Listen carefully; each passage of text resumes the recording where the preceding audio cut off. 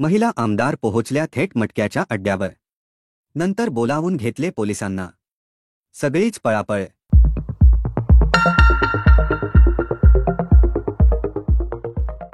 नमस्कार मित्रांनो, शोध न्यूजमध्ये आपलं स्वागत.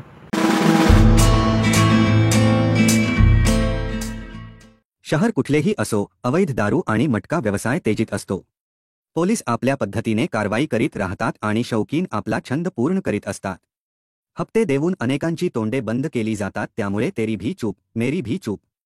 पण पुण्याच्या माजी आमदार आणि भाजप नेत्या यांनी मोठं डेअरिंग केलं आणि त्या पोहोचल्या थेट मटक्याच्या अड्ड्यावर. माजी आमदार मेधाताई मटका अड्ड्यावर पोहोचल्या आणि उडाली सगळ्यांची तारांबळ. कुणी तोंड चुकवतंय तर कुणी पळ काढतंय.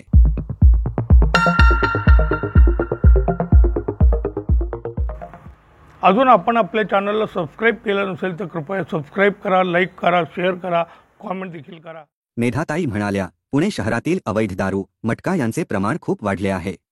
या अड्ड्याचे चालक मोकाट कसे फिरत आहेत. जर सर्वसामान्य नागरिकांना ही ठिकाणे माहीत आहे तर पोलिसांना कळतीलच. मग यांचे समूळ उच्चाटन का करीत नाहीत. मेधा कुलकर्णी यांनी याआधी 4 वर्षापूर्वी कोथरूडमधील लक्ष्मी नगरचा हातभट्टीचा दारूअड्डा उद्ध्वस्त केला होता. त्यानंतर त्यांनी आज पाषाणमधला मटक्याचा अड्डा गाठला. तेथील चिठ्ठ्यांवरचे थेट आकडे म्हणजे नोंदीच तपासल्या. पहा नेमकं काय झाले ते.